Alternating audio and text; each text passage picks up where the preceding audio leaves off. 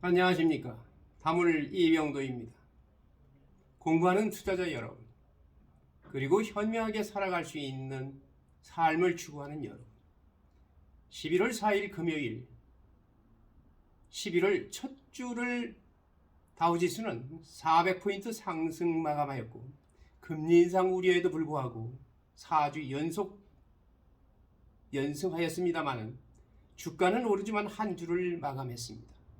또한 주식은 금요일에 상승했지만 결국 손실로 한 주를 마감했습니다. JP모건의 두바라보코 라코스는 내년에 균일한 성장을 기대한다고 말했습니다. 이 플래트 그로스가 될 거라고 경제 전망을 했습니다. 금요일에 주가는 랠리를 펼쳤지만 투자자들이 최신 급여 수지가 미래의 연방준비제도 이사의 금리 인상에 의미하는 바에 대해 상반된 결론을 내림에 따라 한 주를 더 낮게 마감했습니다. 다우존스 30 산업평균지수는 401.97포인트, 1.26% 오른 32,403.22의 장을 마감했습니다. S&P 500지수는 1.36% 상승한 3,770.55에 나스닥 종합지수는 1.18% 상승한 1475.25의 장을 마감했습니다. 모든 주요 평균은 손실로 한 주를 마감했습니다.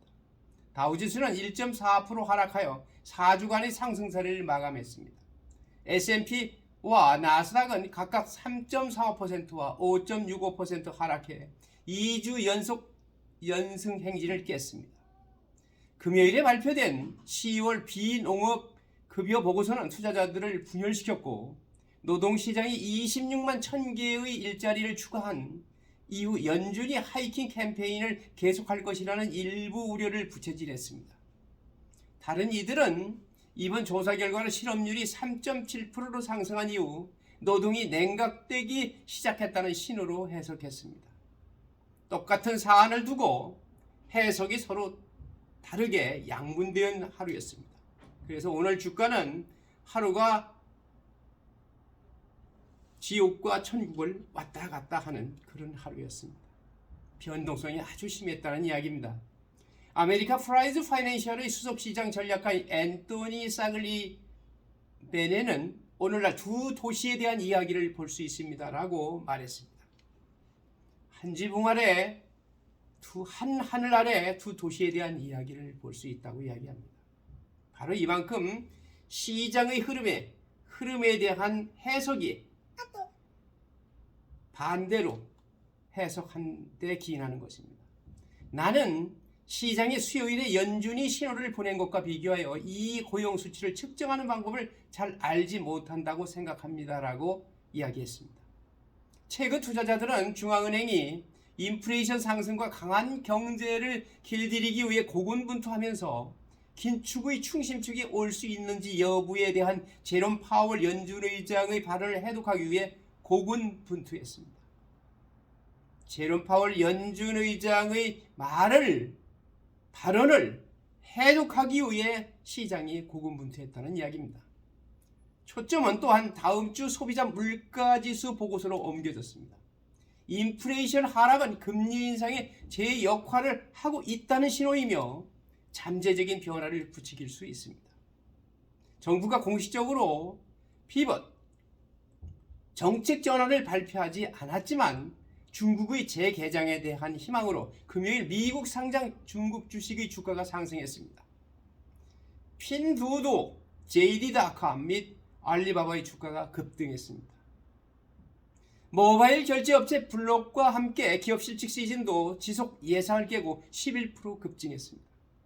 카르바나는 예상보다 큰 손실을 기록하며 20% 하락했고, 티을리오와 아틀라시아는 실망스러운 가이던스로 폭락했습니다.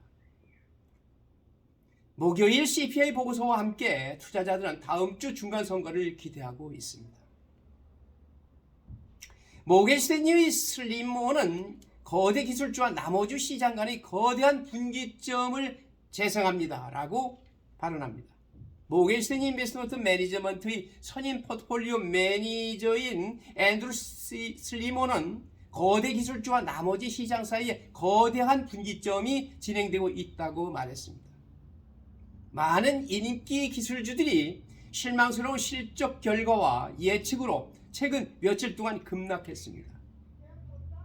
밸류에이션의 하락에도 불구하고 슬리먼은 수익이 낮아져야 하므로 이러한 이름 중 많은 것을 피해야 한다고 말했습니다.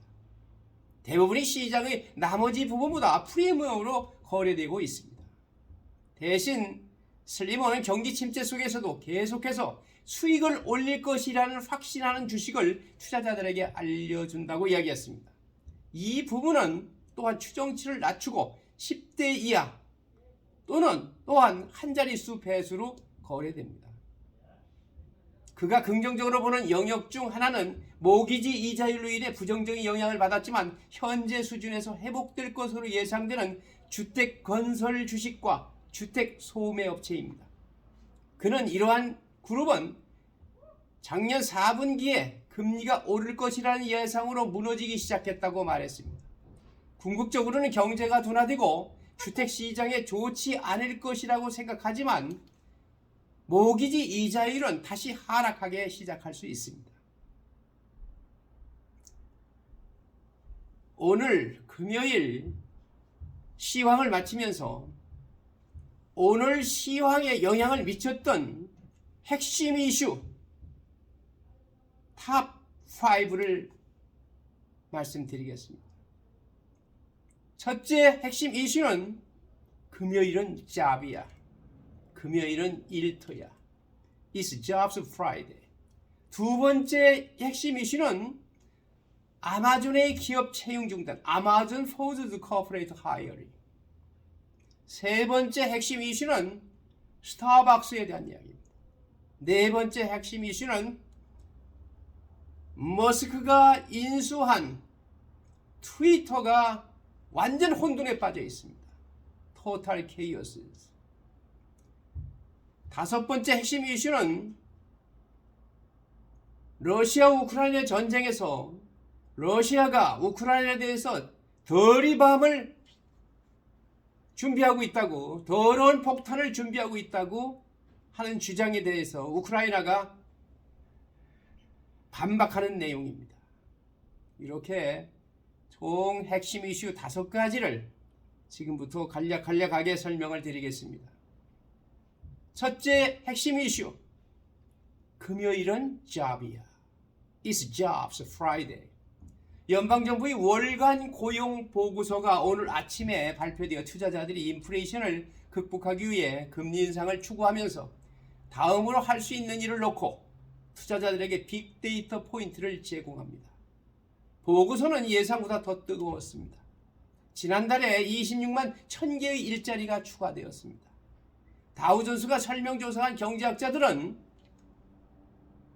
지난달 경제가 20만 5천 개의 일자리를 추가한 것으로 추산했습니다.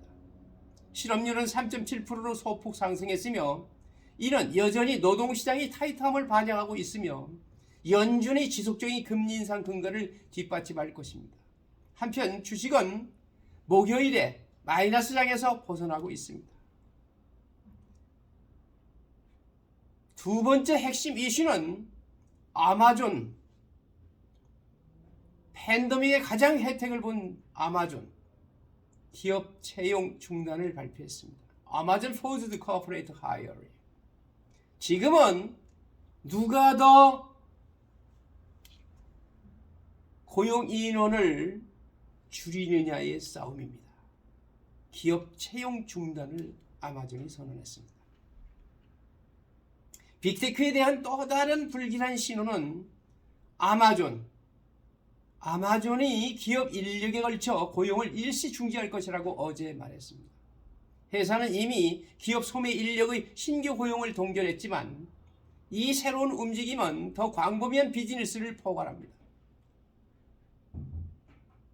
코로나19 초기에 번창했지만 사람들이 집에 갇힌 상태에서 아마존에서 모든 종류의 상품을 주문했을 때 회사는 슬럼프에 빠졌습니다. 소비자는 물건을 많이 구매하지 않고 음식, 접대 및 여행과 같은 경험으로 더 많이 이동했습니다. 아마존은 거친 휘가 분기에 대해 경고했으며 시가총액은 1조 달러 수준 아래로 떨어졌습니다. 한편 아마존 창업자이자 전 CEO인 제프 베조스는 내셔널 풋볼 리그 NFL의 워싱턴 커맨더스에 대한 입찰을 고려하고 있습니다. 부자가 되면은 인기 있는 장소에 나타나서 셀리브리티 역할을 하는 걸 좋아하는 것 같습니다. 세 번째 핵심 이슈는 스타벅스에 대한 이야기입니다. 스타벅스. 요즘 상품보다 음식에 대한 소비자들의 선호도를 말하지만 스타벅스 고객들은 가격 인상에도 불구하고 여전히 커피 체인의 음료에 대한 비용을 지불하고 있습니다. 스타벅스가 요즘 잘 나간다는 이야기입니다. 목요일 분기 실적 보고서에서 회사는 미국 내 매장 트래픽이 코로나19 팬데믹 이전 2019년 수준으로 거의 완전히 반등했다고 밝혔습니다. 차가운 음료는 계속해서 판매의 주요 동인이며 미국 내 회사 소유 매장에서 음료 판매의 4분의 3을 차지한다고 회사는 말했습니다. 그리고 매년 가을 스나크의 표적이 되는 경우가 많지만 회사의 호박 스파이스 라떼는 전년 동기 대비 매출이 70% 증가했습니다.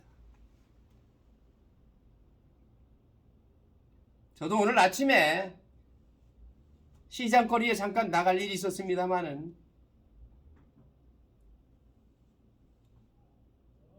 호박 스파이스 라떼를 들고 또 찬 음식을 들고 있는 사람을 보았습니다. 인기가 있는 것 같습니다. 네 번째 핵심 이슈는 트위터에 대한 이야기입니다. 트위터는 지금 완전 혼동 상태에 빠져 있다. 토탈 케이오스. 일론 머스크 트위터는 MBC 뉴스에 따르면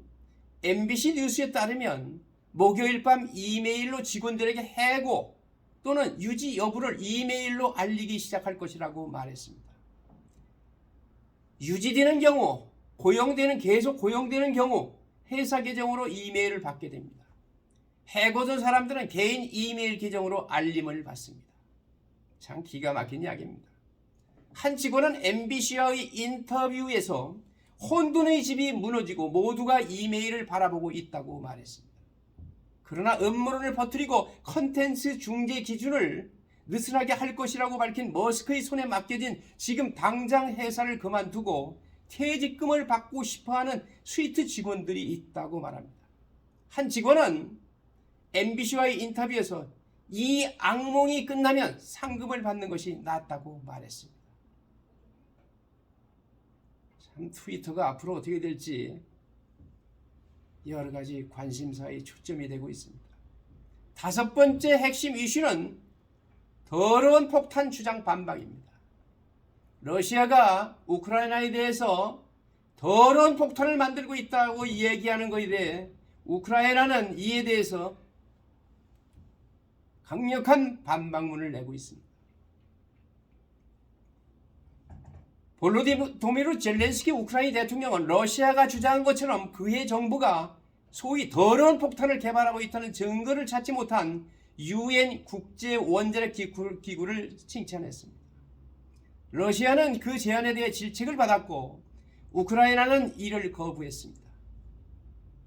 젤렌스키는 우리는 IAEA의 확인을 요청했고 관련 시설에서 완전한 행동의 자유를 주었다며 우크라이나에서 누구도 더러운 폭탄을 만들거나 만들지 않는다는 분명하고 반박할 수 없는 증거가 있다고 말했습니다.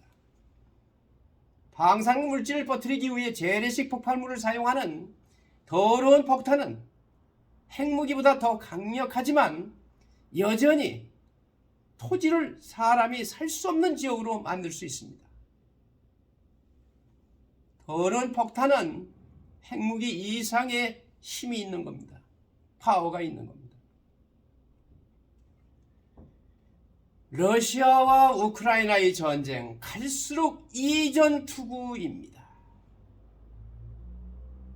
그러나 전쟁의 양상은 우크라이나가 선전하고 러시아가 밀리는 양상입니다.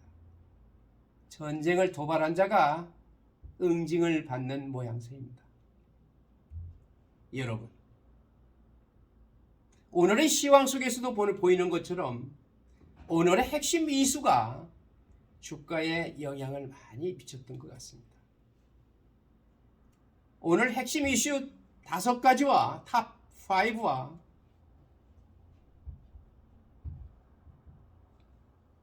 오늘의 시황과 오늘의 핵심 이슈 탑 5를 공부하는 여러분에게 보고와 말씀을 드렸습니다. 오늘부터 즐거운 주말 맞이하시고 행복한 주말 맞이하시기 바라면서 오늘 방송은 이것으로 마치겠습니다. 행복한 주말 맞이하십시오. 감사합니다.